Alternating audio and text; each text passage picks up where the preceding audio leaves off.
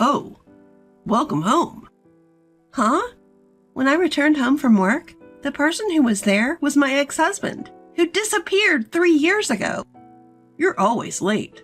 Making your husband wait? Man, I'm starving. Is dinner ready yet? As if it was perfectly normal, my ex-husband barged into my house and brazenly made these comments. In my mind, memories from 3 years ago were resurfacing. The image of my ex-husband who dumped all the household chores on me, shouted at me unfairly, stood me up on our wedding anniversary trip and disappeared. And now, he was right before my eyes. The man I despised from the bottom of my heart was now right in front of me. The voice that came out of my mouth was surprisingly cold. Who are you? Huh? He was just staring at me, looking surprised. My name is Hazel. I'm turning 30 this year. These days, I lead a peaceful life as a company employee, but I have a past. That is about my husband Steve, whom I married when I was 25. I met Steve through a friend's introduction. He, a salesperson, had a manly character, the exact opposite of my quiet and reserved self. I felt something that I didn't have in myself and was drawn to him, so we started dating. In the second year of dating, I accepted a marriage proposal from Steve. After we registered our marriage, we started our married life in an apartment that my parents gave us as a wedding gift. Everything was fine until then. After getting married, Steve's attitude changed drastically. During our dating, he used to speak kindly to me and gave me presents. But after marriage, he stopped doing all that. On top of that, even though we both worked, he made me do all the housework. He left his dirty laundry all over the place, left trash scattered around, and wouldn't even thank me for preparing meals. He even refused to do minor chores like taking out the trash. After living with him for about a month, I reached my limit and decided to talk to Steve one day. Hey Steve, we're both working. Can't you help a little with the housework? Then Steve let out a sigh, as if he was tired. You know we're married, right, Hazel? Yeah, but it's common sense that the wife does the housework after marriage. I couldn't hide my surprise at Steve's outrageous words. That's not true. These days it's common for both parties to share the workload. What? You're trying to make your husband work at home too? You're such a nagging wife. A nagging wife? If you don't want to be called that, you better do your job properly. With that, Steve started watching TV. I couldn't say anything and could only continue doing the housework. A year passed since our marriage, and I got completely used to doing all the housework by myself. Steve started saying, I'm busy with work, and coming home late and even working on weekends. There were days when I realized we hadn't had a decent conversation for 2 weeks. One day, when he happened to come home early, I hesitantly started a conversation with him. Hey Steve, are you still busy with work? Yeah, kind of. You've been coming home after midnight recently, and you don't seem to have any days off. Maybe it's better if you change your job. Stay out of my business! Steve suddenly yelled, surprising me and making me step back in shock. I'm sorry. I just worry about your health. You don't need to say unnecessary things. Leave me. From that point on, Steve started a pattern of returning home late, sleeping, then leaving early in the morning. We hadn't done anything together for months, like going out on weekends. At this rate, our relationship will fall apart. I have to do something. I was filled with feelings similar to anxiety. As I was racking my brains, I came up with a plan. I asked him as he returned home, Hey, Steve, isn't our anniversary during the upcoming holidays? Yeah, I guess. He replied gruffly as he removed his tie. Not discouraged, I proposed. Keep that day free. Let's go on a trip together. A trip? Yes. Wouldn't it be nice? I'll cover the costs. Please? I see. Steve thought about it for a while, then finally agreed. All right, I'll keep the day free. That's great. I'll plan everything. And so Steve and I decided to go on a trip for our anniversary. I hoped this trip could rekindle our bond that had been gradually fading. With this in mind, I researched thoroughly and made our travel arrangements. A few weeks later, the day of the trip arrived. Steve hadn't returned home since he went to work the day before. Our departure was scheduled for 10 a.m., and time was quickly running out. I called him repeatedly in a panic, but I couldn't reach him. Finally, in the afternoon, Steve called. "Hello? We're supposed to go on a trip today, right? Where are you?" I asked. Sorry. Work is running late. "We have a check-in time. We should leave soon." Can you go ahead and check in for us? I'll catch up. "Really? You're actually coming, right?" I told you I would. Bye. The call ended abruptly, and I was left dumbfounded. The check-in time was approaching, and I needed to leave immediately. I really wanted to check in with Steve and explore the area together after arriving. But despite my thoughts, I headed to our destination alone. When I checked into the hotel, they seemed surprised to see me alone. Naturally, as I'd made a reservation for 2, I explained that my husband would be arriving later and was then shown to our room. Outside the window, it had started to rain, as if reflecting my feelings. For a while, I stayed in, waiting for Steve's arrival. But even after 1 hour, 2 hours, he didn't show up. Worse yet, he didn't even call. At this rate, the dinner reservation we had made would go by. After several unsuccessful attempts to call Steve, I was only connected to voicemail. In the end, I swallowed my embarrassment and had them make me a dinner for 1, which I ate alone. The meal was lavishly prepared with spirit, but no matter what I tasted, I couldn't find its flavor. My vision blurred repeatedly with tears.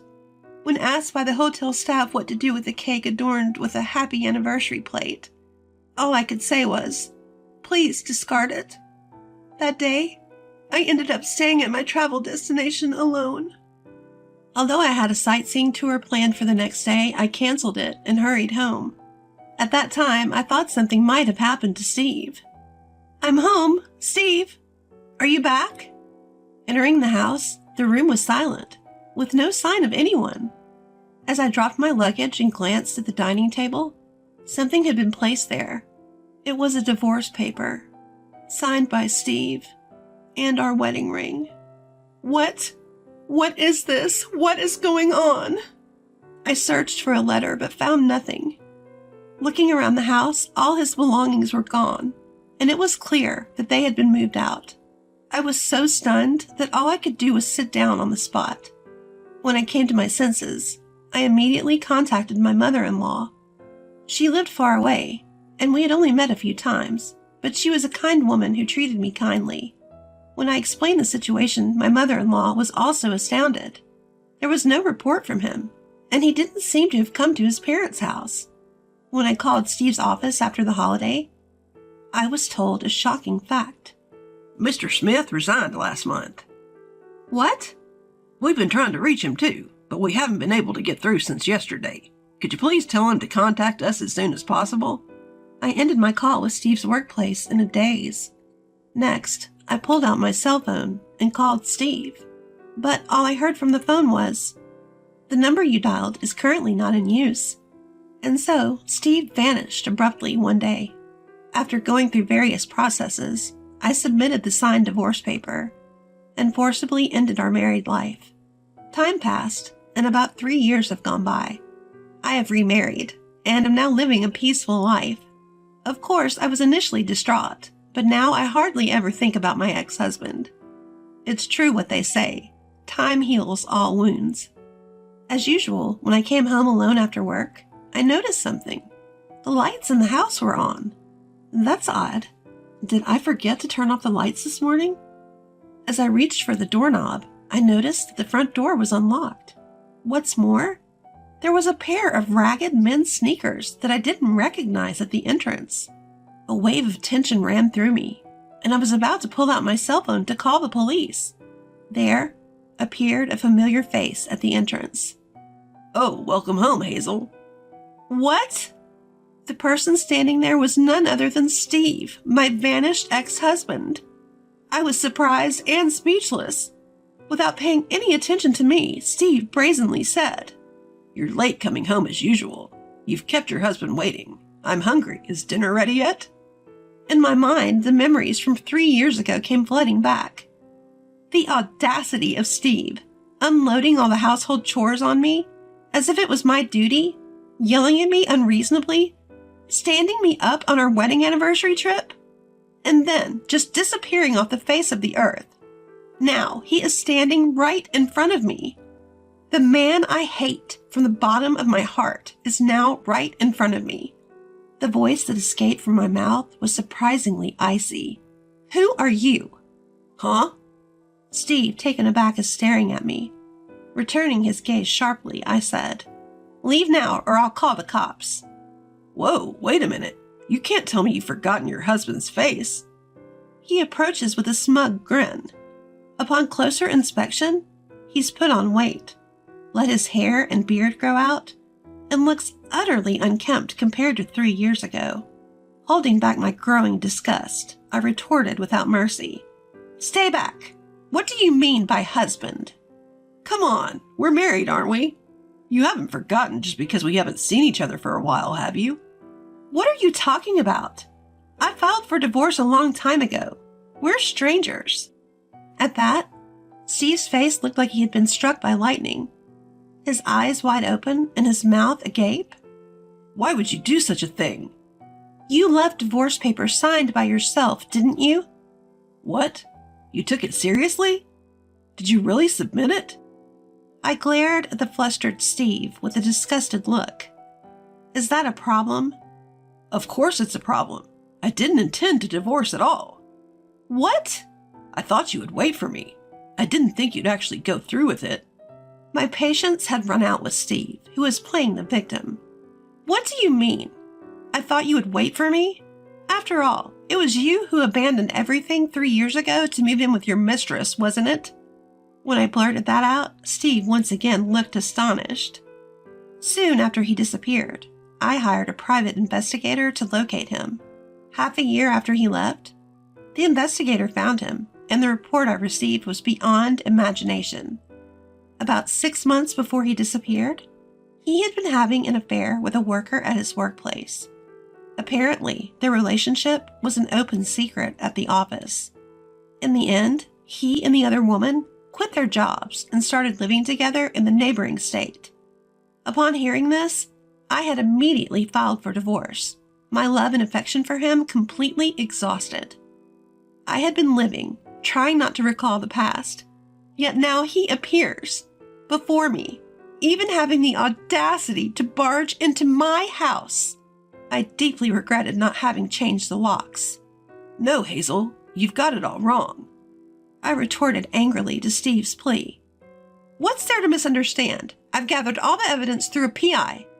Go back to her." That's not possible." "What?" We broke up. We've been fighting a lot recently. I don't care about her anymore, Hazel. You're the only one for me." My ex-husband pathetically clinging to my arm. I shook him off, my face full of disgust. "I've told you, you're not my husband. How dare you dictate to me, a stranger to you?" "I only love you, right? Let's start over our married life. Let's go to the city hall now and reapply for our marriage certificate. Come on, let's get moving." Steve tugs at my arm. This is hopeless. He's not understanding a word. Just as I take out my cell phone to call the police, the front door swings open. "Who might you be? Let go of her arm, please." Steve, taken aback, slackens his grip. I instantly run towards the source of the voice. "What the? Who are you?" "My husband." "What?" I cling to the arm of my returning husband. He gently soothes me. He addresses Steve in a low voice. "You're Steve Smith, right? Hazel's ex-husband?" "Yes, that's me. But you? Her husband?" Stunned Steve doesn't comprehend the situation, so I lay it out for him. "I've been remarried for a while now. That's why I've been telling you that you're a stranger.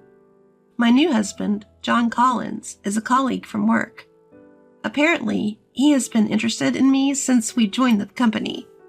At first, he gave up because I was married. But once he learned of my divorce, he started to make his move. At first, I was wary of men and didn't accept his feelings. But as I got to know John's earnest and sincere character, I gradually let him in. Upon hearing my circumstances, John looked me in the eyes and said, "I will never leave you alone, Hazel. I promise to protect you for the rest of my life. Will you please marry me?" Tearfully, I accepted his proposal, and I have been moving forward, forgetting the past. Hazel, got remarried with another man? Steve gawks at John and me. "Once you understand, could you kindly leave?" John's stern face makes Steve recoil. As Steve tries to flee towards the entrance, I stop him. "Hold it right there." He looks back at us, trembling with fear. "You're going to be paying alimony. It's not beyond the statute of limitations yet, so you will pay for your infidelity." I'm not working now. I don't have any money." "I couldn't care less. If you don't pay, I'll take you to court. Remember that." With that, my husband next to me also glares at Steve. "You should know full well what happens when you upset her, right?" I understand. I'm sorry." With that, he runs off with his tail between his legs. In the quiet room, I apologize to my husband. "I'm sorry about all this. I never thought he would show up after all this time." "It's okay. It must have shocked you too, Hazel. From now on, let me know if something happens. I'll protect you with everything I've got." Embraced by my husband, I savored the happiness that was. Later on, it seems Steve returned to his parents' home. My former mother-in-law contacted me and agreed to pay the alimony in one lump sum. According to her, Steve will now work off his debt to her by tolling away on their family farm. I do hope the proud and selfish Steve changes his ways and works honestly. But I never want to be involved with him again. As for me, learning from this experience, I moved to a new apartment. In fact, I recently found out that I am pregnant with my current husband, who is truly happy about my pregnancy. I'm sure we'll be able to build a happy family.